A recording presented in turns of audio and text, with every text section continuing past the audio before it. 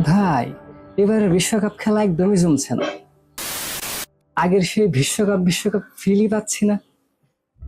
আজকাল চায়ের আড্ডা থেকে শুরু করে সোশ্যাল মিডিয়ার প্রতি স্ক্রলে এরকম একটা না একটা পোস্ট চোখে পড়েই। অনেকে এর জন্য দায়ী করেছেন ফুটবলের অতিরিক্ত ট্যাকটিক্স বা হাইড্রেশন ব্রেককে। তাদের মতে ফুটবল এখন আর গোল দেওয়ার প্রতিযোগিতা নেই, এটা যেন স্রেফ বিজ্ঞাপন দেখানোর প্রতিযোগিতায় পরিণত হয়েছে। তবে ভেবে দেখেছেন, গত বিশ্বকাপেও যে খেলাটা আপনাকে রাত জাগিয়ে রাখতো, সেই একই খেলা এখন এত ফ্যাকাশে লাগছে কেন? সমস্যাটা কি আসলে খেলার মাঠে নাকি আপনার জীবনে? চলুন আজকে কোনো বড় বড় কথা না বলে একটা নির্মম মনস্তাত্ত্বিক ব্যবচ্ছেদ করি। বর্তমান ফুটবলের বা যে কোনো স্পোর্টসের সবচেয়ে বড় ফ্যান বেস হচ্ছে জেনজি এবং মিলেনিয়ালসরা। গত দুই বিশ্বকাপে এদের বয়স ছিল কত? 16 থেকে 21 ঘরে। তখন জীবনের সবচেয়ে বড় টেনশন ছিল কালকে আমার দল হারলে বন্ধুদের সামনে মুখ দেখাবো কিভাবে। আর আজ সেই জেনজি গ্রুপটার বয়স এখন 25 কোঠায়। রেসপন্সিবিলিটির বিশাল এক পাহাড় এতদিনে তাদের ঘাড়ে চেপে বসেছে বা বসতে শুরু করেছে। মনোবিজ্ঞানী আব্রাহাম মাসলো তার হায়ারার্কি অব নিডস থিওরিতে দেখিয়েছিলেন, মানুষের মৌলিক এবং নিরাপত্তার চাহিদা, যেমন ক্যারিয়ার, টাকা, ভবিষ্যৎ পূরণ না হলে তার মস্তিষ্ক বিনোদন বা সেলফ অ্যাকুয়ালাইজেশন নিয়ে ভাবতে পারে না। যে ছেলেটা গত 6 মাস ধরে চাকরির জন্য ইন্টারভিউ দিয়ে রিজেক্ট হচ্ছে, কিংবা আইএস দিয়ে ভিসা রিজেক্ট হয়ে ঘরে বসে আছে, যার মাথায় ঘুরপাক খাচ্ছে মাস শেষে বাড়ি ভাড়া বা ফ্যামিলির প্রেশার, তার মস্তিষ্কে মেসি বা রোনালদোর গোল কোনো ডোপামিন রিলিজ করতে পারে না। আপনার মানসিক চাপ আর ক্যারিয়ারের অস্তিত্ব রক্ষার এই লড়াইয়ের কাছে মাঠে 90 মিনিটের লড়াই অবচেতন ভাবেই খুব তুচ্ছ মনে হয়। খেলা ঠিকই জমছে না শুধু আপনার জীবনের সমীকরণগুলো। এই অমিল হয়ে যাওয়া সমীকরণগুলোকে ভ্যালিডেশন দিতেই এক অভিনব ট্রেন্ড শুরু হয়েছে। এখনকার সবচেয়ে পপুলার ট্রেন্ডটা খেয়াল করেছেন? চারপাশের তথাকথিত স্মার্ট আর সুবিধাভোগী সাপোর্টারদের মুখে একটা কুল ডায়লগ শুনবেন, it's their last dance, let's just enjoy. শুনতে ম্যাচিউরড এবং দার্শনিক মনে হলেও এর পেছনে লুকিয়ে আছে তীব্র মনস্তাত্ত্বিক ফাঁকিবাজি।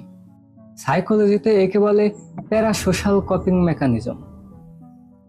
এর সাথে জড়িয়ে আছে আরেকটি টার্ম যাকে বলা যায় নস্টালজিয়া বায়াস বা অতীতমুখিতা। সাইকোলজিতে এর খুব সুন্দর একটা ব্যাখ্যা আছে।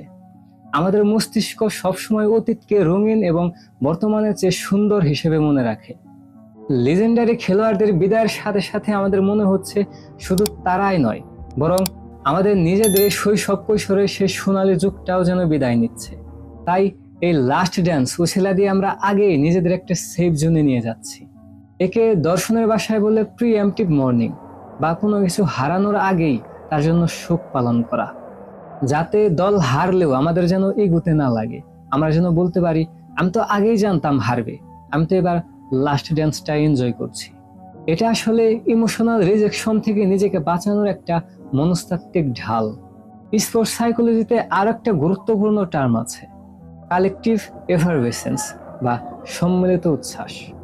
খেলা কখনো একা উপভোগ করা জিনিস নয়, এটা একটা সামাজিক আচার বা রিচুয়াল। মনে করে দেখুন আপনার সেই খেলা দেখার গ্রুপটার কথা। একজন চিল্লাইতো, একজন লজিক দিত, একজন হয়তো ট্রল করত। সেই গ্রুপটা আজ কই?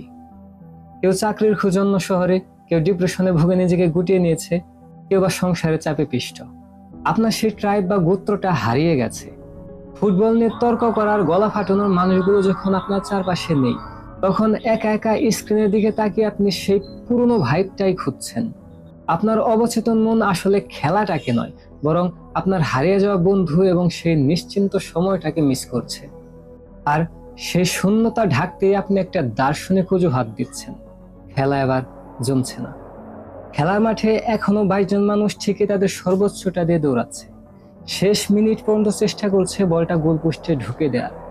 তাহলে বদলটা আসলে খেলার মাঠে হয়নি, বদলটা হয়েছে আমাদের দেখার চশমায়। আমরা বড় হয়ে গেছি। তাই পরের বার যখন বলবেন খেলা জমছে না, একটু থেমে ভাববেন অভিযোগটা আসলে কার বিরুদ্ধে, খেলার নাকি আপনার নিজের?